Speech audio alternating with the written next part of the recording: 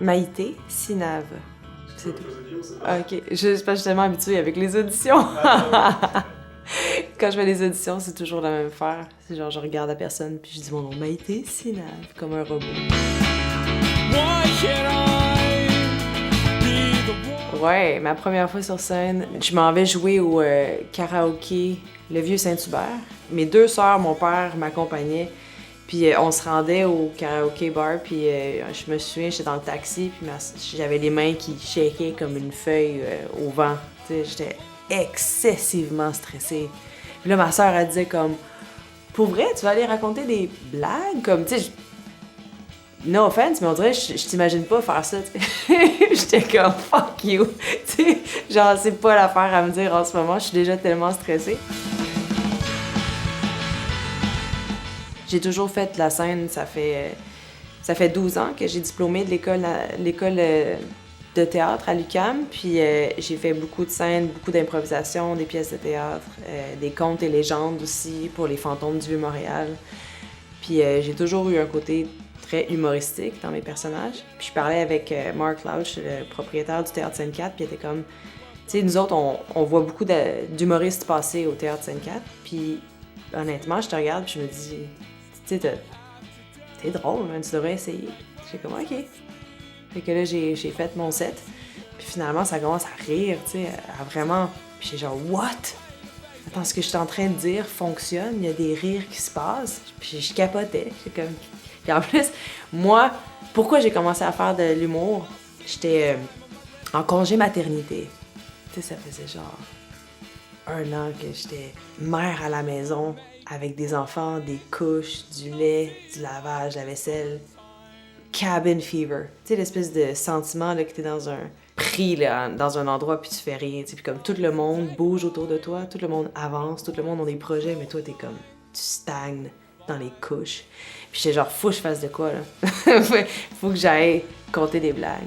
Fait que ça a été ça comme mon kick. Bonjour, c'est quoi votre nom? Carole Frivole. Fait que Quel talent, dans le fond, c'est comme America's Got Talent, mais version québécoise.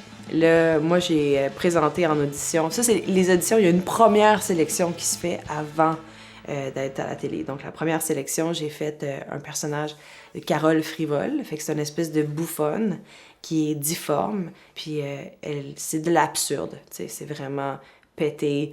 Mais il y a un propos qui est féministe qui est là. Tu sais, elle fait une espèce de chanson, puis elle critique, dans le fond, les standards de beauté extrêmes qu'on impose à la femme, mais amenée avec beaucoup d'humour, parce que j'ai pas envie d'être juste militante, puis aller taper sur la tête des gens, puis faire comme « le patriarcat, c'est mal ».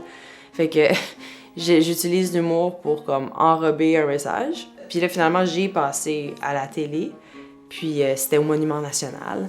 Fait que là, le Monument National, il y a comme 600 personnes, il y a une belle grosse salle, chargée de monde, les caméras, les juges, grosse affaire. Fait que Carole, elle rentre là-dedans, puis je fais mon numéro, puis ça se passe super bien. Comme moi, j'ai du fun au bout. Je vais chercher Serge Denoncourt dans les membres du jury pour l'amener avec moi sur la scène pour manger du Rice Krispies à comme 2 cm de la face. Puis là, à ce moment-là, ça se commence à huer. Comme les gens dans l'audience commencent à huer, puis huer fort, là. C'était tellement loud, tellement fort. J'avais l'impression que j'étais comme une vilaine dans un match de lutte, là, où est-ce que toute la foule est comme « fuck you ». Les gens, le public était fâché, là. Fait que ça, c'était une expérience incroyable. Ça fait 2 oui, ça fait 2 non. Fait que ça fait non, ça sera pas possible. C'est pas grave. Merci quand même. En tout cas, merci beaucoup. Bye-bye. Pourquoi l'humour? Parce que... Wow! Parce que la vie est vraiment difficile et que ça prend le rire. Rire, c'est quelque chose, là. Tu sais, c'est vocal, là. Puis c'est spontané. C'est des muscles, ton corps le fait. C'est comme, quasiment, c'est une réaction, c'est comme vomir. Genre, tu peux pas t'empêcher de vomir. S'il faut que tu vomisses, faut que tu vomis. S'il faut que tu ris, tu sais. Ça te prend entièrement.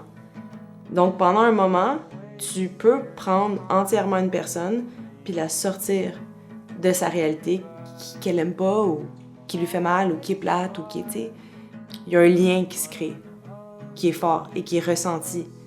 Moi, rire avec une gang, je suis comme wow, c'est une expérience vraiment le fun. Est-ce que des fois tu te dis à quoi bon faire tout ça? Pas du tout. Puis pourtant, il y aurait des occasions pour des refus, j'en ai eu plein. J'ai travaillé 3 ans pour une pièce de théâtre documentaire que tous les théâtres ont dit non, on n'est pas intéressés. Tu sais, j'ai des refus dans les auditions, j'en ai eu des tonnes. Je suis pas connue. Tu sais, puis ça fait 13 ans que je fais ça. Mais jamais je vais laisser place à la moindre parcelle de doute. Ça, c'est quelque chose que je refuse. De douter de ce que je fais, jamais.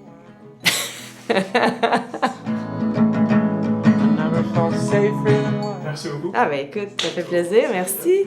Merci. Yeah, c'était facile. Tant mieux.